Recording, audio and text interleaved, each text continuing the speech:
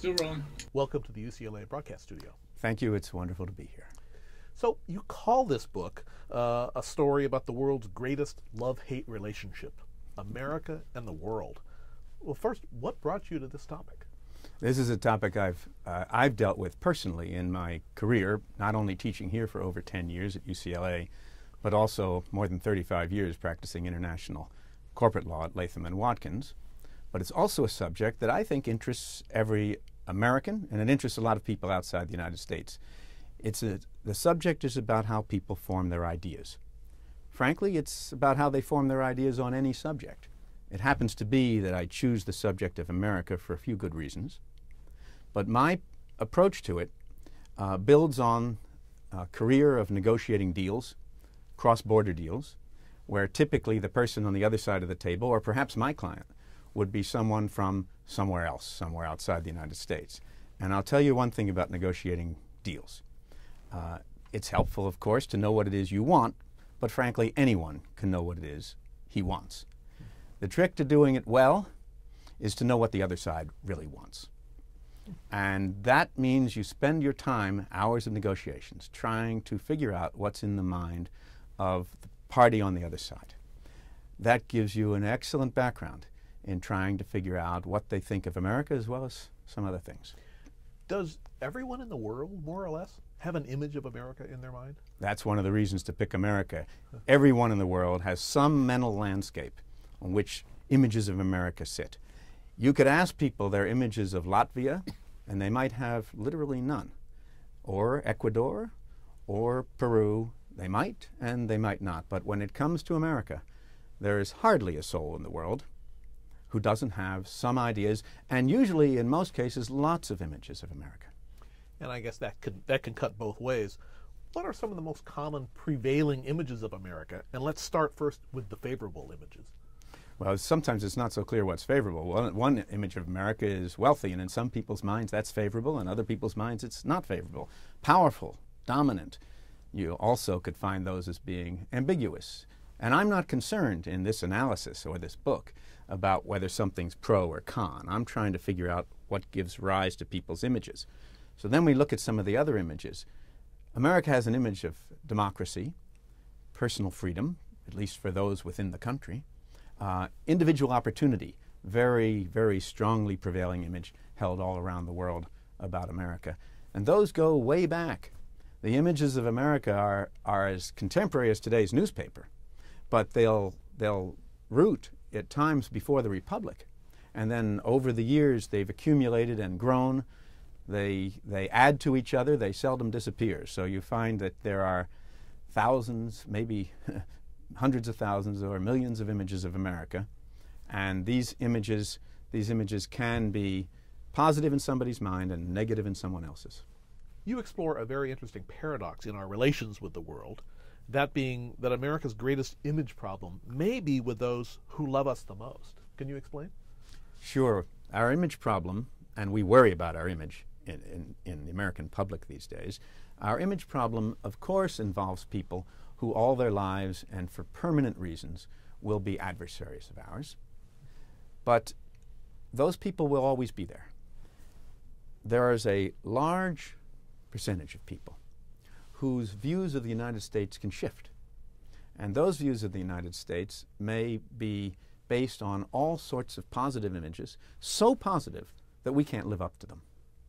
This is where this nature of imagery, that it incorporates things that in fact may never have related to reality. The sense of perfect freedom, the sense of America, the old Chinese image used to be of the gold mountain, streets paved with gold, idea of America as Shangri-La, the idea of America as this perfect haven, the idea of America that we try to propagate in what we describe about ourselves as a defender of freedom, the defender of democracy. And then we turn around and for what could be legitimate reasons of international realistic politics will support a non-democratic dictator, a Mubarak. What happens when you have people so persuaded of your virtue so that they're holding you to a standard that real countries in the real world can't possibly meet is that you run into the problems of disappointment, the problems of disillusionment. And when they also hold you up to a standard in terms of wealth that they don't have and an ability to offer that wealth to them. And then they can't reach it, a kind of envy, because not only do they admire what you have, but they find it out of reach, a frustration. Those frustrations and disillusionments are not just ideas about America. They're not just images. They become emotions. So if I have someone in France who's been a lifelong communist and he has an image of America as capitalist, first of all, he's more or less right. And if the Americans go in and act like capitalists, he may scorn that. He may hold that as a negative. But it won't surprise him, and it won't, in fact, create any emotional reaction. But if one of his neighbors in France has this image of America as a place that is open to all people and a place that would welcome people from abroad, and he seeks a visa and can't get one, that's a surprise. That triggers an emotion. That triggers a disappointment. Between those two, the more dangerous one is the person you've lost rather than the person you never had. Are there regions of the world today where you'd say that analysis is particularly apt? Where, when you think about that, are you thinking about particular areas of the world? Yes. Well, I'm not necessarily thinking about areas of the world, but there are some where it is more apt. It's more apt in the most traditional societies, in the places where, in some ways, America is most distant, a place where it's most like the dream. When you talk about the American dream, we always think of it in terms of we Americans who want the house and the picket fence and the dog. The real American dream is the people all around the world, and not just now, but for the last 200 years, who dream of bettering their life by coming here. That is a serious issue. It's been a serious issue all along because of immigration rules ever since the 1920s. But in many ways, it's grown more serious in the last few years because of our understandable concern about national security. Even after we have made adjustments in the way we treat visa applicants, it's still about 5 months for a Chinese person in China to get a tourist visa for the United States. If you want to get a visa in most countries around the world, it's trips to the national capital of that country, standing in line in the rain in many places. It's our reputation for openness, our reputation for opportunity is hurt there. And again, it's this sense not of what the place is, and I've never liked it because of what it is. Rather, I had an idea about it, and it doesn't measure up. That happens particularly at the places where the change in someone's life could be most dramatic if they had the chance to participate in what they consider the American dream. In some ways, America, forget whether there's a real America, is a taunt to people in some of the poorest countries of the world. They wake up feeling, especially young people, that if only I could be there, if only I could do that. Now, it doesn't mean we can welcome the entire world to live here, but it means that that's an important issue for us and one that's dangerous to us because of the strength of feeling.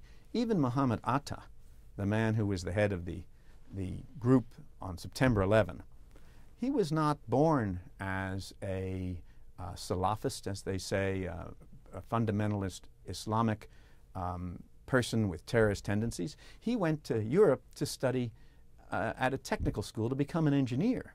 His father was a doctor, I believe. The family drove in a Mercedes as he grew up. It's only after he was in Europe that the frustration that hit him, that this sense of not being able to achieve that which he felt was necessary for his life, seems to have driven him to an emotional reaction of such great strength.